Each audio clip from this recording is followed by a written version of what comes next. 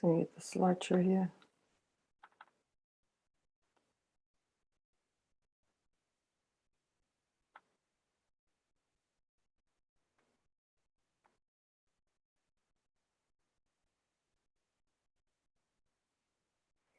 Okay, so this workshop, we're going to be chatting about governments, why they spy, and what type of technology they use to do this with. And then finally, we're going to take a look at what journalists can do to protect themselves from nefarious government actors.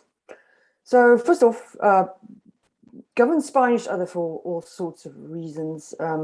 They always want to know what the other one's up to.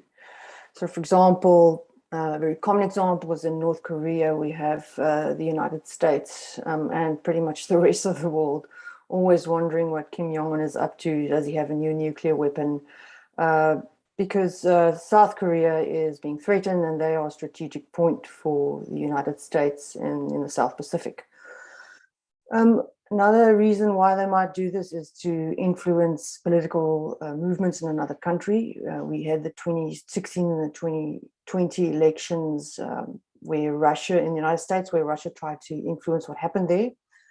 To do that, they would have needed to gather quite a lot of intelligence to find out what Trump's crowd looked like, what the public sentiment was, and so forth. So it's all open information, but all of that is important to governments if they want to have an impact on the population of another country. Another type of spying is to steal intellectual property. That can be a person actually stealing the intellectual property that's been planted there by the government, or it can also be hacking. A lot of that happens in China. They've got entire armies of hackers that not only infiltrating other governments, but also there's a big issue there with patent theft, according to the FBI in the United States. So then there are also legitimate reasons to spy. Things that security agencies, like our state security agency in South Africa, they are our main security agency, that they're supposed to keep tabs on. And these include terrorist groups. In South Africa, we've got a lot of organized crime, poaching, drug trafficking, rhino horn poaching, abalone that's being smuggled from the Western Cape up throughout China, and of course, human trafficking. All right. Then there are other things such as, and this is a very basic function of government intelligence service, and that's safeguarding infrastructure. So for instance, we have a problem in South Africa in rural areas where base stations, that's where the cell phone tower is, there are very large batteries there. And there's syndicates that steal these batteries that power up the base station and the cell phone tower. And that's smuggled out of the country, and it's usually sold in rural areas in Africa where people have no other power supply. So that's the type of thing, and infrastructure, critical infrastructures, our communications infrastructure, that would be something like cell phone networks and so forth. So those are the things they're supposed to be keeping an eye on, right? And then there are any individuals or groups that threaten what the political status quo is. And this is where governments misuse intelligence services and spying technology to keep themselves in power. So for example, activists, particularly service delivery protests, they've been known to, to sit in, to infiltrate service delivery protests, community meetings, and so forth, because they want to know, for some reason, what exactly are people having legitimate complaints about. Journalists, we all know we've had journalists had their comms intercepted. There was Stefan Hofstadter, Mazwali Kwazi, Africa, Sam Sol, because they basically got too close to the money. The minute you get to corruption and stolen goods, the government officials that are involved get very nervous, and that's where they can bring intelligence services in to spy for them. And then, of course, academics, they're at the forefront of knowledge. So they often find things out long before journalists do, because they study things intensively, and people tend to speak more freely to academics because they know it's not necessarily going to end up on the front page of a newspaper. So that's why governments spy. We've had a lot of, I just wanted to get to some, these are some South African examples, genuine examples of what our state security agency and our police crime intelligence see as things they need to keep an eye on. So again, they want to prevent community protests. For that, they have to have people inside the community, and possibly also eavesdrop on need the technology to eavesdrop on conversations. Then you have the exploitation of grievances by political parties. So if you infiltrate another political party to see what they're up to, you can do that under the pretext of you want to stop a political party from creating an atmosphere in which violence can erupt. So suddenly investigating another political party becomes part of public safety and violence prevention. So it makes it look legitimate, but of course you can gather all sorts of other information while you're keeping tabs on the political party.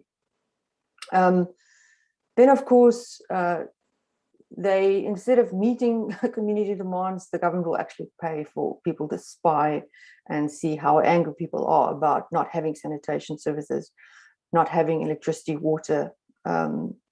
So they want to know when the protest action is going to happen. And for intelligence services generally, it is not beyond them to try and quell community concerns by placing people in communities. I'm not talking about a specific example now, but either to threaten people who want to bring about protest action, or to try and get things to simmer down by influencing people. Right, so then the other one that's interesting is violent industrial action. We saw that at Marikana in 2012, where the spokesperson for Lonwin, Barnard Mokoena, was actually a state security agent. It only came out long after. Then counterintelligence to prevent taxi violence. We know that, well, we know we've had the taxi industry shut down in the West Cape recently because, well, clearly whatever the state security agency or the crime intelligence were doing, they didn't quite get a hold on it. So another typical, and this was also a genuine example of one of their goals, was to investigate plans to sabotage e-tolling. So that's a perfect pretext to, for example, everybody I think knows ARTA,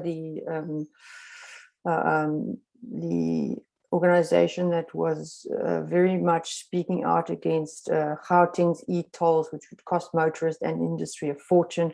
The e-tolls were just put up really without public consultation, and the organization organized a huge movement against it. So that kind of goal for state security agencies, and it will be like an official plan, again gives them space to investigate a non-profit, right?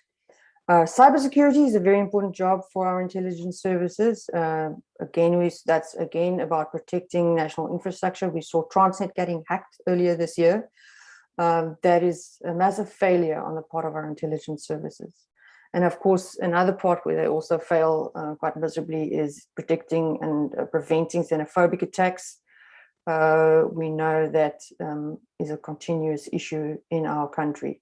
So lots of important things that they're supposed to be doing, that they're not supposed to be doing.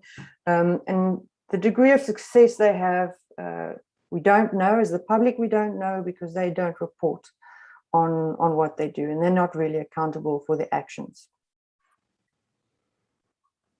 Right, so we know that they've had interception capabilities for a very long time.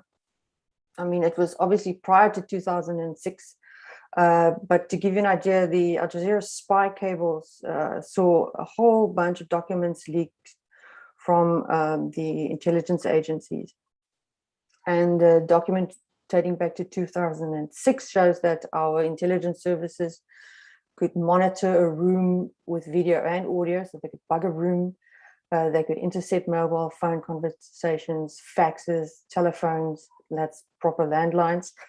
They could clone computer hard drives, they could monitor what's happening on your PC, and they could email do email interceptions. So way back then, they already had considerable capabilities.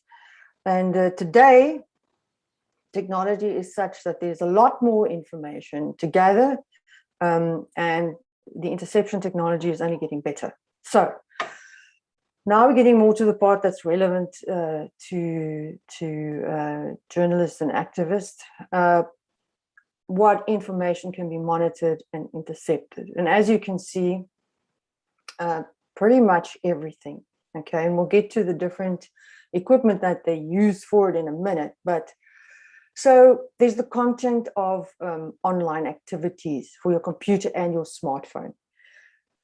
Communications content simply means what you actually are saying to the other person or people that you're talking to, or what you're writing, the content of your email. So if they have the right technology, none of this is beyond their reach, and nothing is really safe. So whether you're using a messenger service like WhatsApp, even if it is encrypted, whether you're posting things on social media, basically any social media activity that you participate in gets logged. All of this they can get into.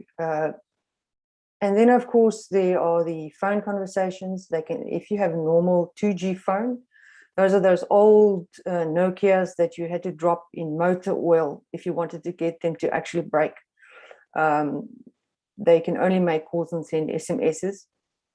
Then there are obviously voice calls on smartphones and your landline, your old plain old telephone system, handsets. All of those they can listen in on. Right. So I just want to say a word about something else. Apart from being able to actually read the content of your conversation, our intelligence services can also access what's known as metadata. So metadata is information about your communications.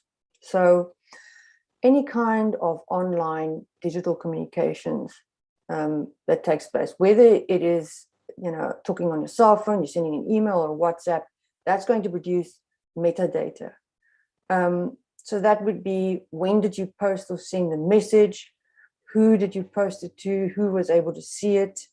How long was your phone conversation? And who were the people participating in the conversation?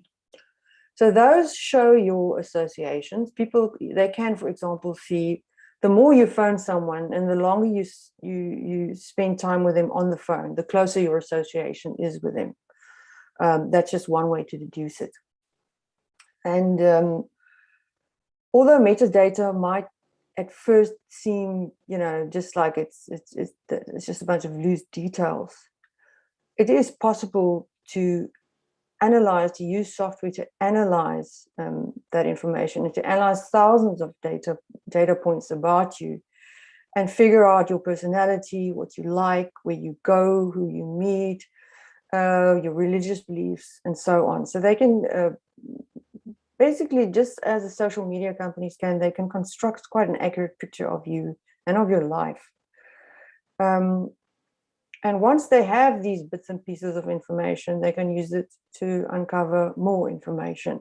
And in the end, you have metadata can be more revealing than actual communication content and what you actually say or write. So let's take, for instance, when you make a smartphone call. And I'm just talking about smartphones now. For now, I'm not going to talk about those old 2G phones because most of us don't really use them anymore. Although this is also relevant to those phones. So every single phone has an international mobile equipment identity number. So that's a unique number just for that phone. Your phone has got one. For sure, your SIM card that you've got in your phone also has a unique number called an International Mobile Subscriber Identity number that identifies a SIM card. Then those two things are linked. Okay, in South Africa, if you register a SIM card in your name, all right, then your name is linked to the IMSI. It's what's called the MC number, the Mobile Subscriber Identity number. That number is linked to the handset's International Mobile Equipment Identity number, the IMEI. So if you have a phone with a specific IMEI, Vodacom, for instance, can see over the lifespan of the phone what IMSI numbers, in other words, what SIM cards were used in that phone. And so they know who is connected to that phone. Okay. When you're making a call, they can see what time you call, the date of your call, the duration, how long you spoke, your phone number, and that you made the call, and as well as the number of the receiver, the person picking up the call. So it also gives you an indication of an outgoing SMS, but last I checked, not an incoming SMS, but it will give an indication of an outgoing SMS, but not the actual message, right? And then there's also your location. It gives you some location data because your phone has to connect to a cell phone tower near it. So the mobile service provider company, Vodacom, MTN, etc., they'll know which tower your phone connected to, and it will give law enforcement agencies an approximate idea of where you were. But with this type of data and the way they work in South Africa, they're not going to take 3 towers and triangulate your exact position. It's not quite that accurate, but they do have an idea of where you were and what area you were in. So these things are often used by law enforcement when they investigate crime. Quite a few examples of this type of metadata and how it's been used to actually defeat crime and get people prosecuted. So this is a well-logged method of interception. Then let's talk about your computer and your smartphone. So very important thing, and this is something that you should take into account when you're working and you want to keep your stuff secret, your IP address. It's an internet protocol address. Whenever you log on to the internet, be it with your smartphone or your computer, all right, your device will be assigned an IP or internet protocol address, right? It's just a number that identifies your device on the internet so that other devices on the internet, like someone else with a phone or someone trying to WhatsApp you or someone else with a computer trying to email you, so that those devices can actually find your device. If you don't have that address, you can't do anything on the net. So an IP address will usually give people a rough idea of where you are, or give police a rough idea, or intelligence services a rough idea of where you are located. And you can they won't be able to pinpoint your exact location, but you'll have an idea sort of down to the city level. But your IP address can show intelligence services who your internet service provider is. So who do you subscribe to? MWeb, or maybe you just use Vodacom, or one of the more common service providers, and that company can track you. So they keep track of all your internet activities because all your traffic flows through their servers. They know the pages that you visit, how much time you spent there, what you've bought, what you download, what you're streaming. And so governments can actually, in South Africa as well, they can legally compel an ISP to say, all right, listen, I want this person's records. I want to see what they've been doing on the internet. I'm going to talk about this again a bit later, but the easiest way to protect yourself against this is to just get a virtual private network and conceal your IP address. Right. Just to give you an idea how much information intelligence services can find if they have your IP address.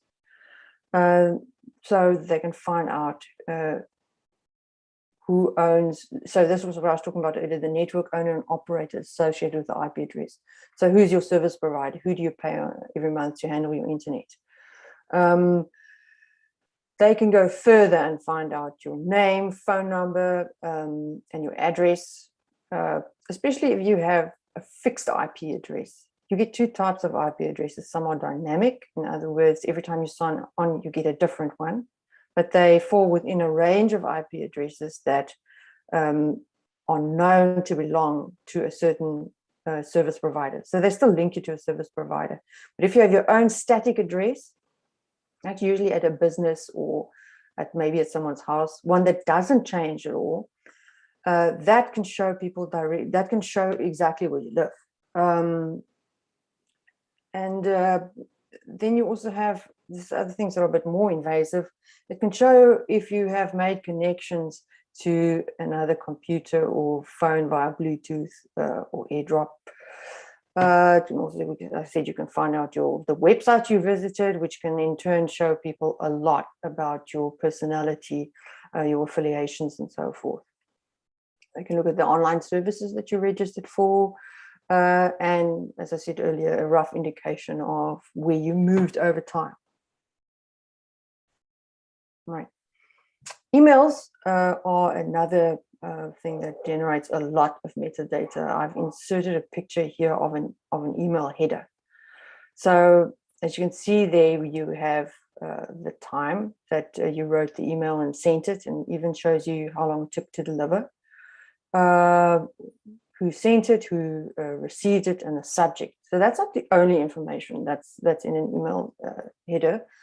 If you mess around with your computer a bit, you can figure out what your email header looks like, and there's a whole lot of info you can download.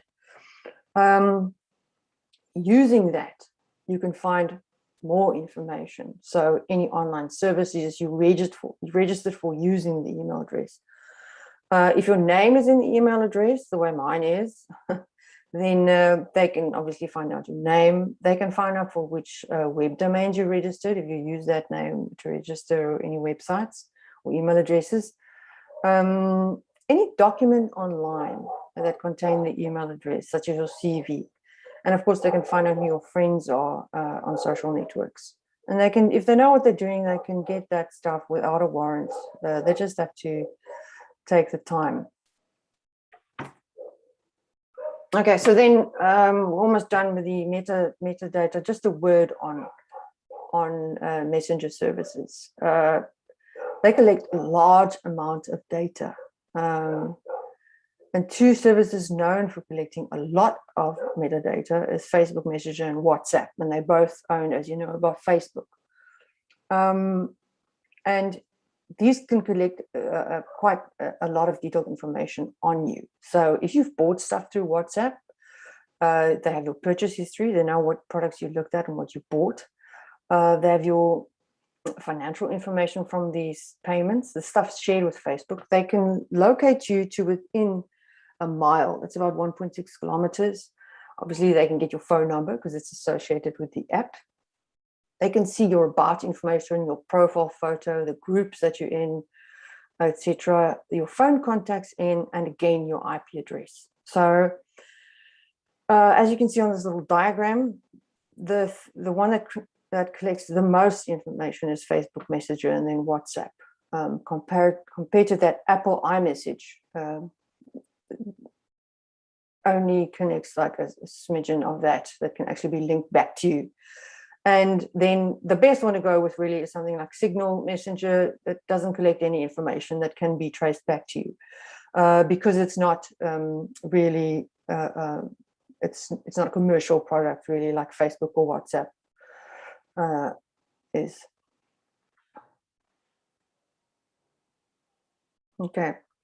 Another thing you have to keep in mind, and the reason why I'm hammering on this is because this is exactly what governments can use to track you. This is how accurately they can track you just because you have a cell phone and you do a smartphone and you do the basic things on that smartphone. So it doesn't matter where you are. Your phone tracks you. And that's because your phone has GPS capabilities. You all know that you use GPS when you are putting on an app like a ride-hailing app, or perhaps you're ordering food with Uber and so forth. The app then has to have your precise location. So the other way that your smartphone can be located is through Wi-Fi. So whenever you're walking around, and you'll have seen this if you are in an urban area, your phone, if your Wi-Fi is on, your phone will be looking for other networks. Doesn't have to connect to them, but it keeps looking for the other networks. So it sort of pings off the Wi-Fi connection points. And in that way, using that information, the app can actually find out where you are. So what phones do is normally they use a combination of Wi-Fi and GPS to locate you in space. And then, of course, these data points also have a timestamp added to them. I mean, they know when the devices, like the other Wi-Fi devices or the satellites connected to your phone. So there's a little digital trail or digital crumbs, if you will, showing where you've been and what your movements are. So the problem with applications in particular is that some of them really need the location data. They need you to have the Wi-Fi on and to have your GPS turned on. I mean, if you're using Google Maps, you don't turn on the GPS, won't work. But other apps don't really need it at all. And they may still, as a prerequisite for using the apps when you're installing it, they'll have to, they force you to agree to share data. And we have what's known as fine location data or coarse location. So coarse location, roughly within a block, if I remember correctly, they should be able to see you, whereas fine location is much closer, within a few meters. And so even if they just gather your coarse location, they can still get a good idea of where you've been and where you're going. That data is big business for app developers, because that's what they sell to third parties. Third parties can sell that on to marketers. Marketers want to know where you've been and what you do, because that allows them to target you with adverts for their products. So, and we're talking about thousands and thousands of data points collected about one person and then sold to marketers who want to target them. What's happened though is that governments can also purchase this information from third parties, and this is happening more and more with stuff that's actually meant for civilian use, and the military or intelligence services finding the use for it. So last year in the US, the Iowa National Guard, they bought location data, app location data from a private company, and they used it to plan drone strikes. Well, these were the news reports at the time. And then in November 2020, the US military was set to purchase location data that was generated by a Muslim prayer app from a private company. Okay, the app was downloaded more than 98 million times. So that shows you how much data about ordinary people can be collected and then used by government. Right, so now that we've given that an overview of what they can collect, I'd just like to take a look at what's happening in South Africa and what kind of specific technologies we know we have here. So one of these is the Office of Interception Centers. There are many smaller offices that interception centers that are linked to this one office, but the OIC is the hub for for what's known as targeted interception. In other words, they just want to watch one person or one particular group of people. And it's used by all our intelligence services, the state security agency, the military intelligence, and police crime intelligence. So it's interfaced with the mobile network operators, Telkom, Vodacom, MTN, anyone with mobile network infrastructure. They have to have what's known as a handover interface within their system. Normally it's located on their premises and it's locked away, and it's highly secure. No one's, only the person who maintains it has to gets to go in there, and they have to be vetted by the state security agency to make sure they're not spies for another country. So it works. If you look at this little drawing I've made here, at the bottom here you see caller A that's making a call.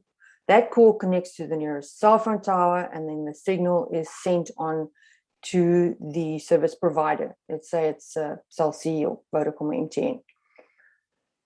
From there, it's routed, they call it, it's basically a switching center. It's routed to the cell phone tower that is within reach of caller B.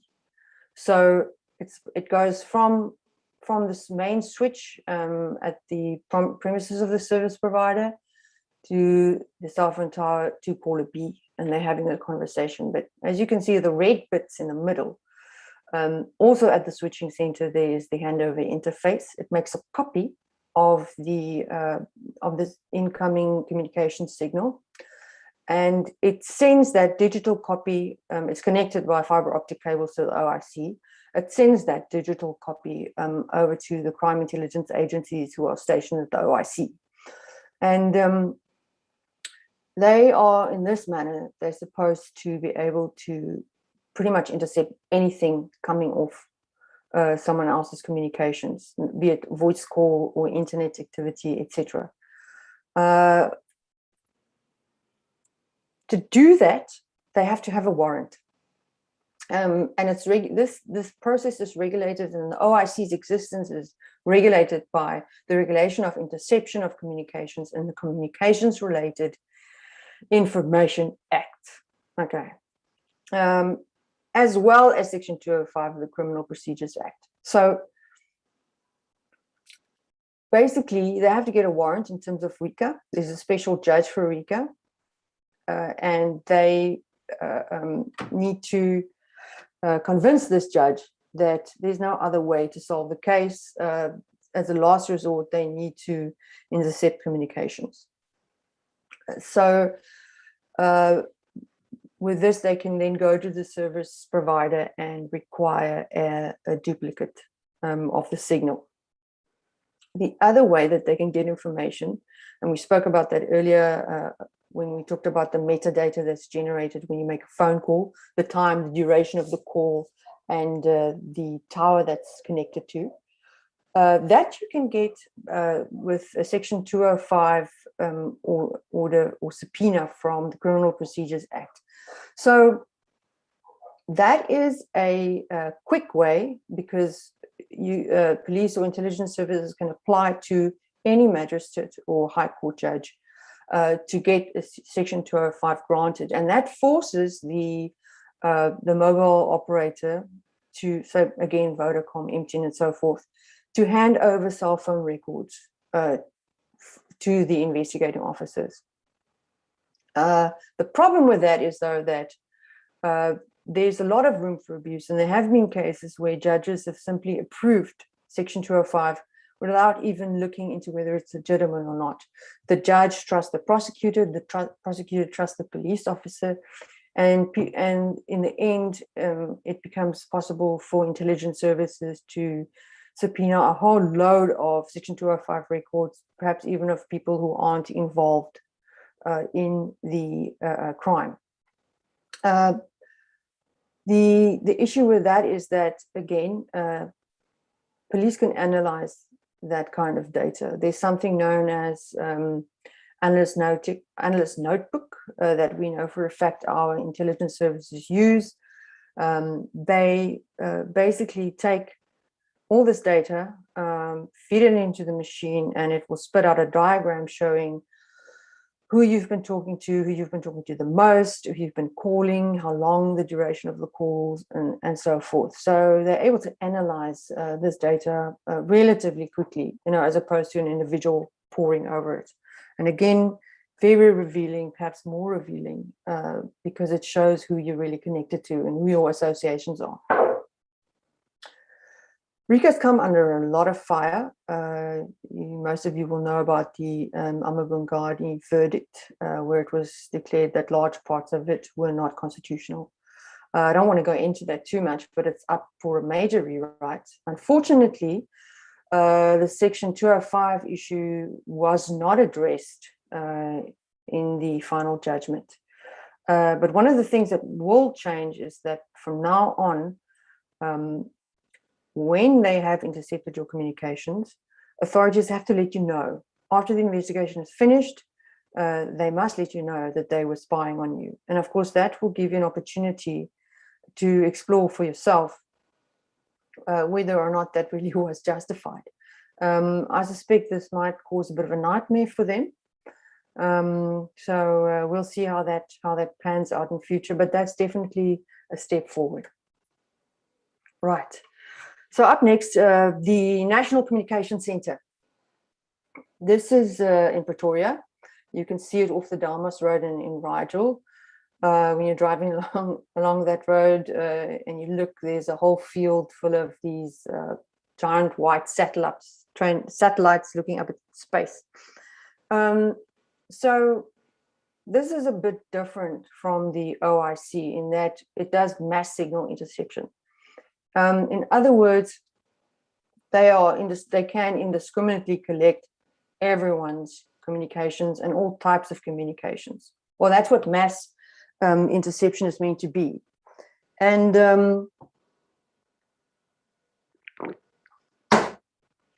what happens in essence is that communication is collected in bulk and stored, and then we have algorithms that searches those communications, either for keywords. It can do voice recognition in various languages. We don't, sorry, just to be clear, we don't know if these are the exact capabilities of the National Communication Centre, but what we do know is that this is what mass signal interception can actually achieve if the systems are up to date. So if there's a country with millions of people talking on the phone simultaneously, it's possible to simply record all of that and then let the system search the recordings for a certain person's voice or for certain keywords, maybe showing terrorist activity and so forth. When I first heard about that, I thought it was a bit way out, but apparently, and it's been well documented, the technology really can do that. And I think it came out, was pretty clear after the Edward Snowden revelations in 2013 showed how the National Security Agency in the United States were spying, even on their allies. So we know mass interception is possible. We know it's real. As for the National Communication Centre, it is shrouded in mystery. There were at least 2 presidential reports that have called for its reform. One in 2008, when Ronnie Kasrils was still the Minister of State Security, and now again in 2018 under President Cyril Ramaphosa. Both times there were serious issues, including the manner in which the communications interception was conducted. One big problem with the National Communication Centre is that there's no legal framework for it. Whereas the OIC is written into the law, into RICA, the NCC, you won't find its name anywhere in any law. It is supposed to intercept what's known as international signals. So signals of communications from other countries. So, and it's supposed to be then used for so-called foreign intelligence. But when you write an email, for example, in Gmail, that email might leave the borders of the country. In other words, it is a domestic communication, but because it leaves the country and because it sits on Google servers somewhere overseas, it now suddenly becomes a cross-border communication, even though it was intended for a person in your office. And that leaves a loophole for the NCC to actually intercept that message. So also, along with RICA being declared, large sections of RICA being declared unconstitutional, the NCC has also been declared unconstitutional, and apparently it has been shut down. That's what is being said. I have my doubts about that, because nobody has ever been allowed to go in there, apart from these presidential reviews that have taken place. No one's really gone in there and audited it to see what's going on there. So we'll have to see. But I really have my doubts about whether or not they shut it down. Okay. Then we have what's known as, this is a different type of technology, not quite as scary as the mass interception. It's called a grabber, or the man in the middle attack. So if you're talking on your cell phone, the person with this device could be sitting a few, depending how fancy the device is, a few hundred meters away. And the device acts as a cell tower. So when you're talking on your phone, all your phone sees is another cell tower, and it'll connect to that grabber. That means your phone's traffic now flows to the grabber. The person's it's now going to this device of the person eavesdropping on you, and so they can read your communications, and they can manipulate your messages. But that's a very rudimentary use of it.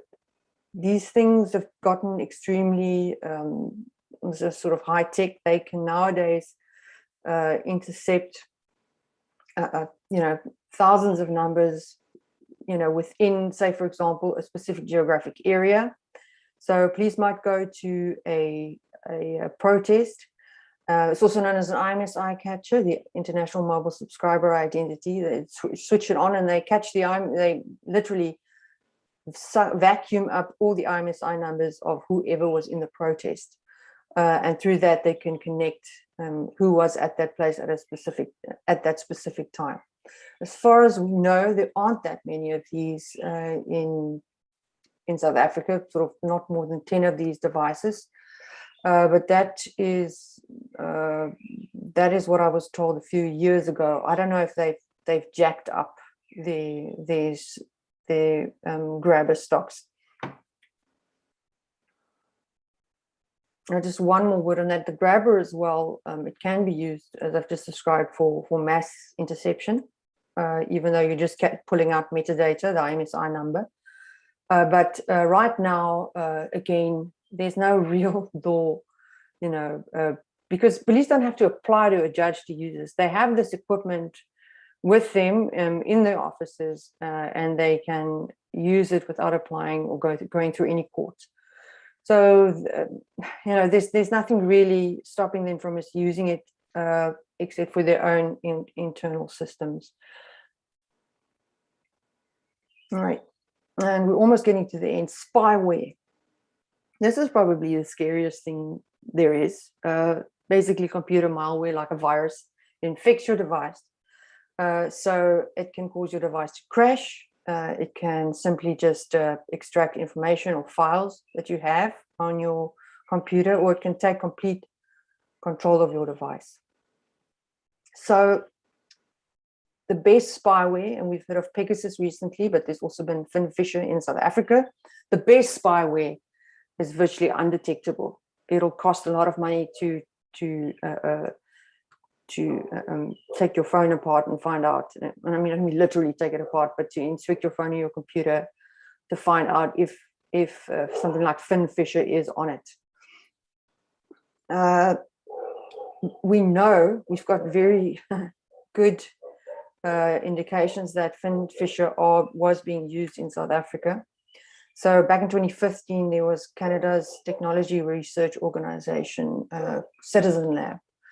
They found proof that there was at least one FinSpy master server, okay, in South Africa. It was on it. It was linked to Telkom IP addresses. So this is where all data that's intercepted by FinSpy is stored. Just a word, yes, FinSpy is pretty much a targeted interception tool. So this isn't on everyone's computer. It doesn't suck everyone's data off their computer at once. They have to target. They have to find you. They have to know where your computer is, and they have to target your computer specifically. But we know it's here, and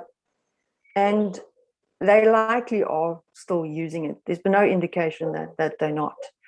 So Africa in 2014, WikiLeaks actually released documents showing that South Africa had bought a whole range of fin fisher products from 2009 to 2012, costing them quite a bit.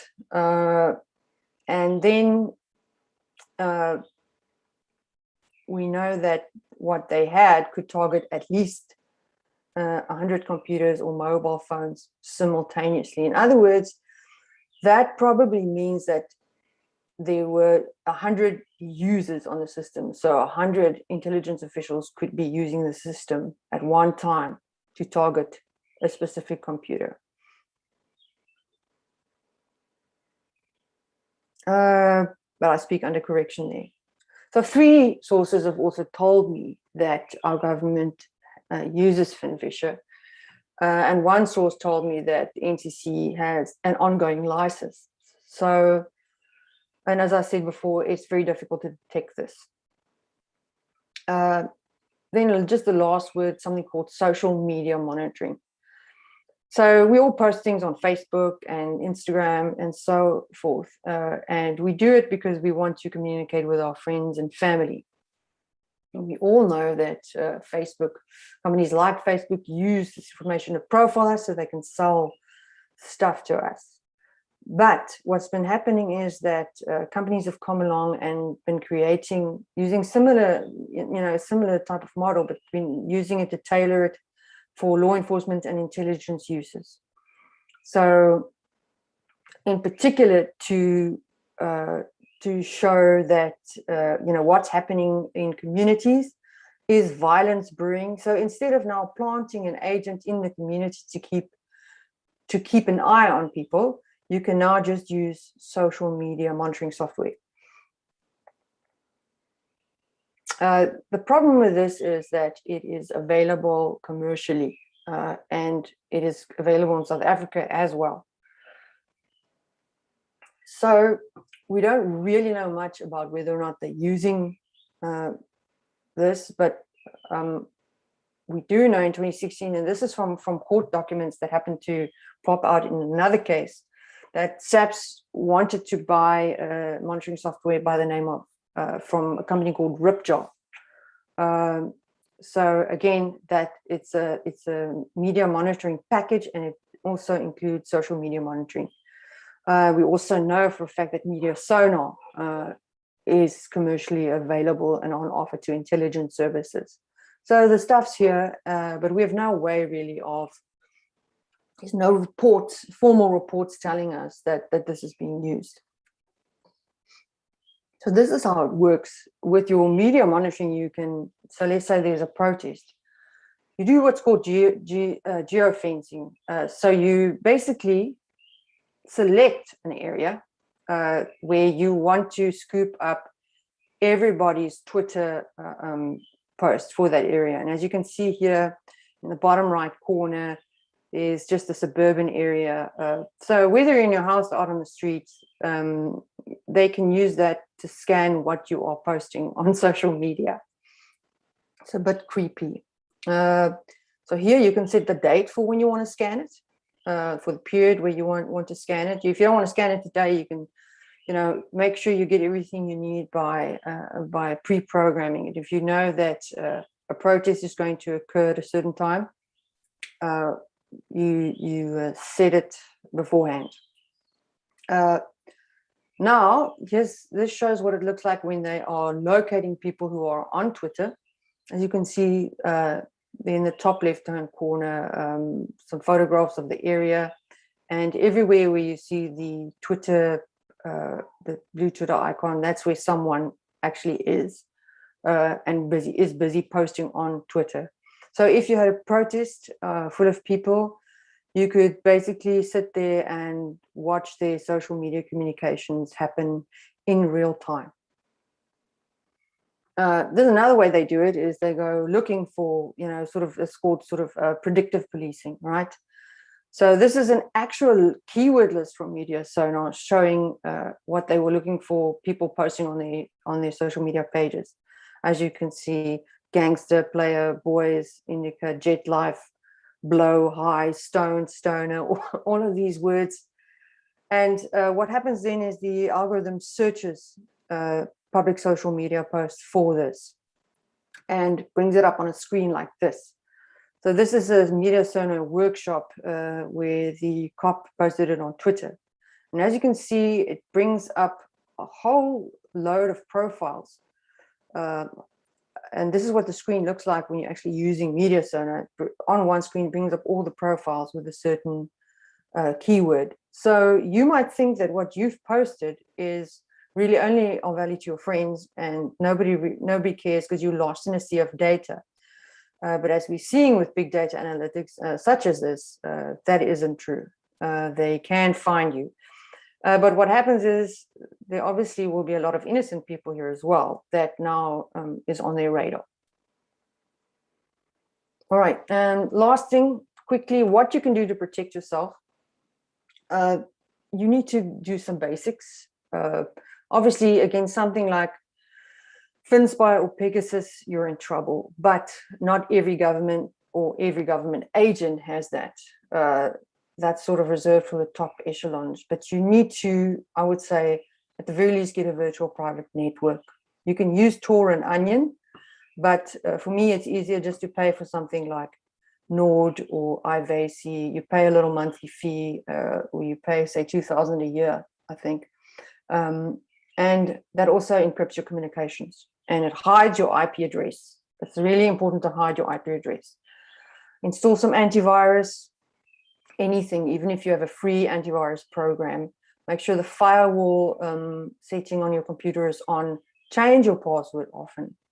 And when you get an update, notification from your computer or your phone, update it immediately. If there are weaknesses in the computer code that's underlying your phone and your computer, these are usually fixed.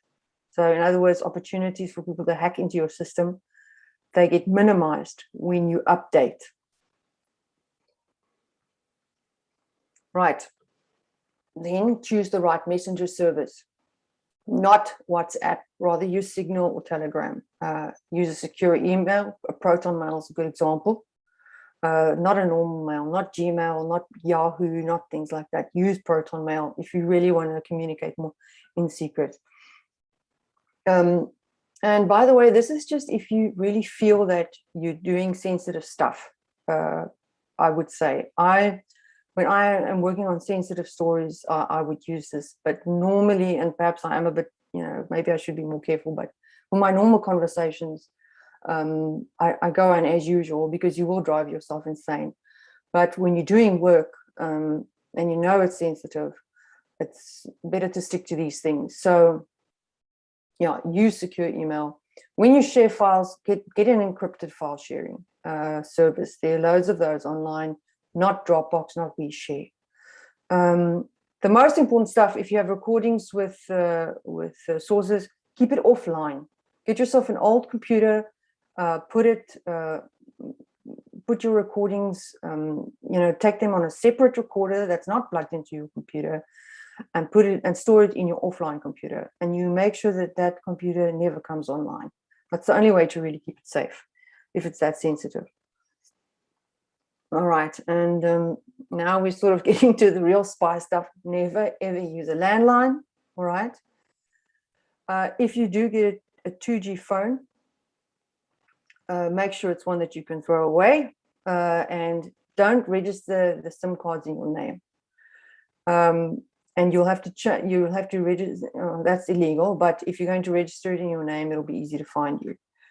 You have to find one that's not registered in your name, and you will probably need quite a few of those, and you'll need quite a few of those 2G phones because you have to swap them every week. Meet that person in person, not at their house, not in your car, because it can be bugged. And don't take your phone with you. Don't use GPS. And from the meeting point, you make a new meeting point and you go there, or even better, you walk there, or you go on a bicycle so they don't put a GPS tracking device on your car. Okay, so that's basically that. If anyone has any questions, let me see. I've spoken quite a bit. Okay, great, fantastic. Okay, and that's it for the session. Thanks for joining us.